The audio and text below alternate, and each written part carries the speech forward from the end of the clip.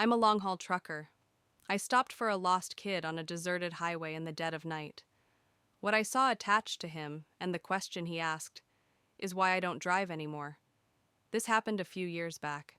I was doing long haul, mostly cross-country routes, the kind that take you through vast stretches of nothing. You know the ones, where the radio turns to static for hours, and the only sign of life is the occasional pair of headlights going the other way, miles apart. I was young, eager for the miles, the money, didn't mind the solitude, or so I thought. The route I was on took me across a long, desolate stretch of highway that ran between the borders of two large governmental territories. I don't want to say exactly where, but think big, empty spaces, lots of trees, not much else. It was notorious among drivers for being a dead zone. No signal, no towns for 100 miles either side, and prone to weird weather. Most guys tried to hit it during daylight, but schedules are schedules. Mine had me crossing it deep in the night. I remember the feeling, utter blackness outside the sweep of my headlights, the kind of dark that feels like it's pressing in on the cab. The only sounds were the drone of the diesel engine, the hiss of the air brakes now and then, and the rhythmic thrum of the tires on asphalt. Hypnotic. Too hypnotic. I'd been driving for about 10 hours, with a short break a few states back. Coffee was wearing off. The dashboard lights were a dull green glow, comforting in a way, but also making the darkness outside seem even more absolute. My eyelids felt like they had lead weights attached. You fight it, you know? Slap your face, roll down the window for a blast of cold air, crank up whatever music you can find that hasn't dissolved into static. I was doing all of that. It must have been around 2 or 3 a.m. I was in that weird state where you're not quite asleep, but not fully awake either. Like your brain is running on low power mode. The white lines on the road were starting to blur together, stretching and warping. Standard fatigue stuff. I remember blinking hard, trying to refocus. That's when I saw it, or thought I saw it, just a flicker at the edge of my headlights on the right shoulder of the road. Small, low to the ground. For a split second I registered a shape, vaguely human-like, and then it was gone, swallowed by the darkness as I passed. My first thought? Deer. Or a coyote. Common enough. But it hadn't moved like an animal. It had been upright. My brain, sluggish as it was, tried to process it. Too small for an adult.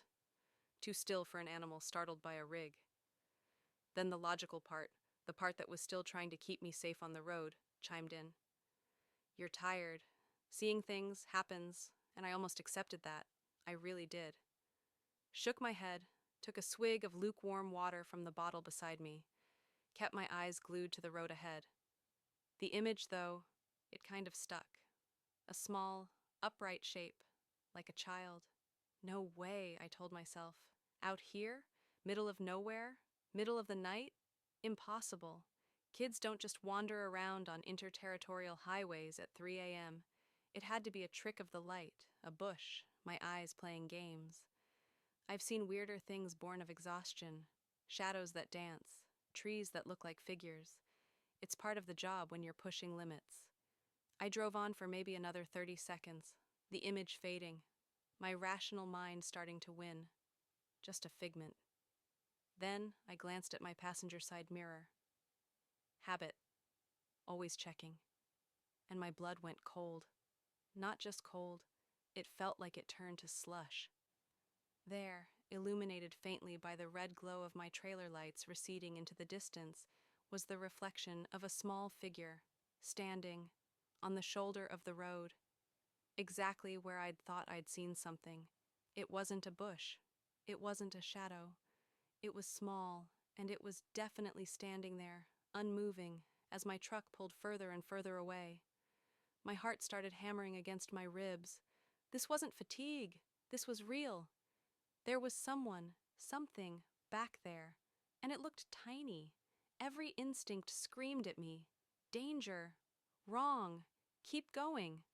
But another voice, the one that makes us human, I suppose, whispered something else. A kid? Alone out here? What if they're hurt? Lost? I fought with myself for a few seconds that stretched into an eternity. The image in the mirror was getting smaller, fainter. If I didn't act now, they'd be lost to the darkness again. God, the thought of leaving a child out there, if that's what it was. Against my better judgment, against that primal urge to just floor it, I made a decision. I slowed the rig, the air brakes hissing like angry snakes, pulled over to the shoulder, the truck groaning in protest, put on my hazards, their rhythmic flashing cutting into the oppressive blackness. Then I did what you're never supposed to do with a full trailer on a narrow shoulder. I started to reverse, slowly, carefully, my eyes flicking between the mirrors, trying to keep the trailer straight, trying to relocate that tiny figure. The crunch of gravel under the tires sounded unnaturally loud. It took a minute, maybe two, but it felt like an hour. The red glow of my taillights eventually washed over the spot again, and there it was, a kid. I stopped the truck so my cab was roughly alongside them, maybe 10 feet away. Switched on the high beams, hoping to get a better look, and also to make myself clearly visible as just a truck, not something else. The kid was small, really small. I'd guess maybe 6, 7 years old. Hard to tell in the glare. They were just standing there, on the very edge of the gravel shoulder, right where the trees began. The woods pressed in close on this stretch of road, tall, dark pines and dense undergrowth that looked like a solid black wall just beyond the reach of my lights. The kid wasn't looking at me. They were facing sort of parallel to the road, just walking, slowly, like they were on a stroll, completely oblivious to the massive 18-wheeler that had just pulled up beside them, engine rumbling, lights blazing. They were wearing what looked like pajamas, thin, light-colored pajamas, in the chill of the night. No coat, no shoes that I could see. My mind reeled. This was wrong. So many levels of wrong. I killed the engine. The sudden silence was almost deafening, amplifying the crickets, the rustle of leaves in the woods from a breeze I couldn't feel in the cab. My heart was still thumping, a weird mix of fear and adrenaline and a dawning sense of responsibility. I rolled down the window. The night air hit me, cold and damp, carrying the scent of pine and wet earth. "Hey!" I called out. My voice sounded hoarse, too loud in the quiet. "Hey, kid!" No response. They just kept walking, one small, bare foot in front of the other, at a pace that was taking them absolutely nowhere fast. Their head was down slightly. I couldn't see their face properly.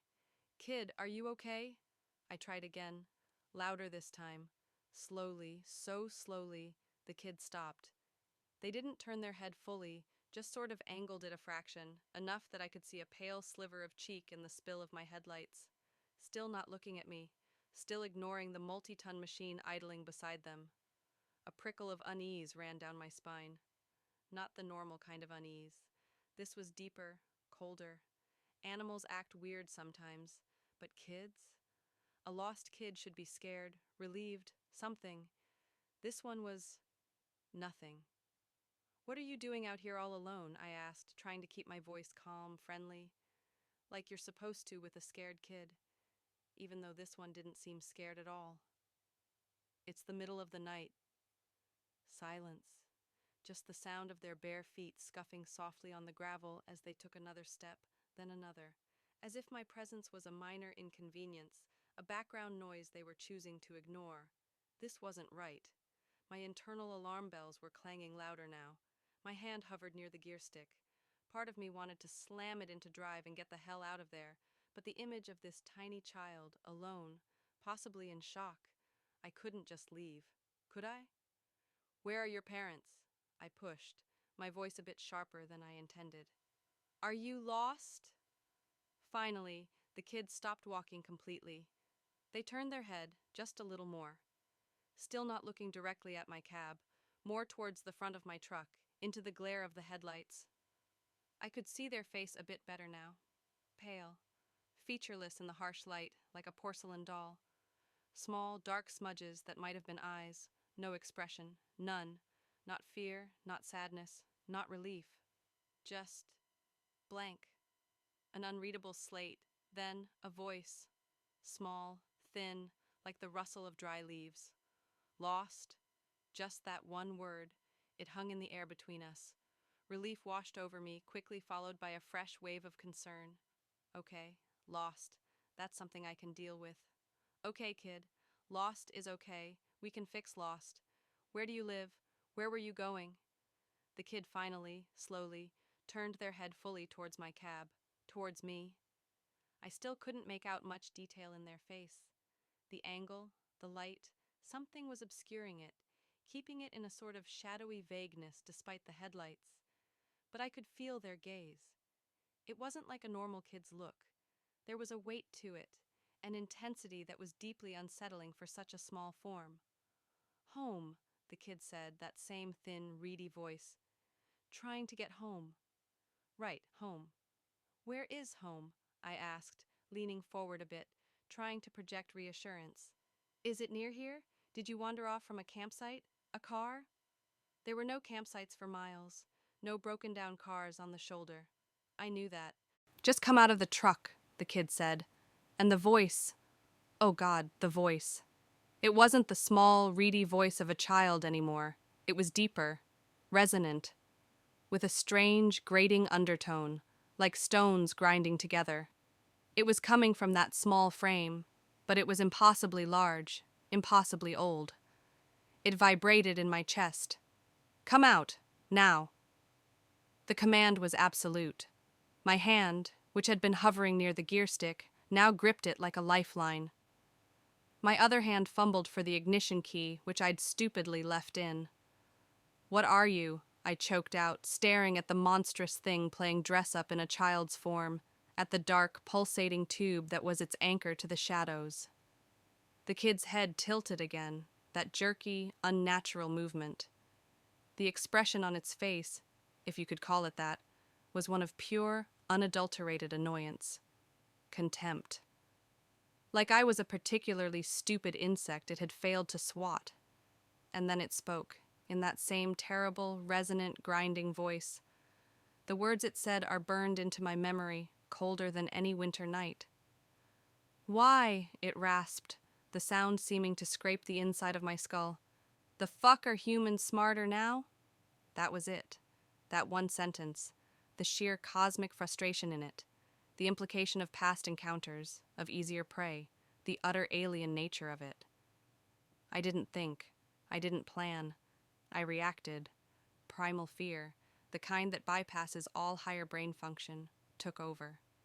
My hand twisted the key. The diesel engine roared back to life, a sudden violent explosion of sound in the horrifying stillness. The kid, the thing, actually recoiled. A small, jerky step back. The expression, that awful, tightened, ancient look, intensified. I slammed the gear stick into drive. My foot stomped on the accelerator. The truck lurched forward, tires spinning on the gravel for a terrifying second before they bit into the asphalt. I didn't look at it. I couldn't. I stared straight ahead, my knuckles white on the steering wheel, the whole cab vibrating around me. The truck surged forward, gaining speed with agonizing slowness. For a horrible moment, I imagined that tube thing whipping out, trying to snag the trailer, to pull me back, to drag me into those woods. I imagined that small figure, with its ancient, terrible voice, somehow keeping pace. I risked a glance in my driver's side mirror. It was standing there, on the shoulder, unmoving. The headlights of my departing truck cast its small silhouette into sharp relief, and behind it, the dark tube was still visible, a thick, obscene cord snaking back into the endless night of the forest. It didn't seem to be retracting or moving. It just was. The thing didn't pursue. It just stood and watched me go. And that, somehow, was almost worse. The sheer confidence, the patience, like it knew there would be others. Or maybe it was just annoyed that this particular attempt had failed. I drove. I don't know for how long. I just drove. My foot was welded to the floor. The engine screamed. I watched the speedometer needle climb, far past any legal or safe limit for a rig that size, on a road that dark. I didn't care.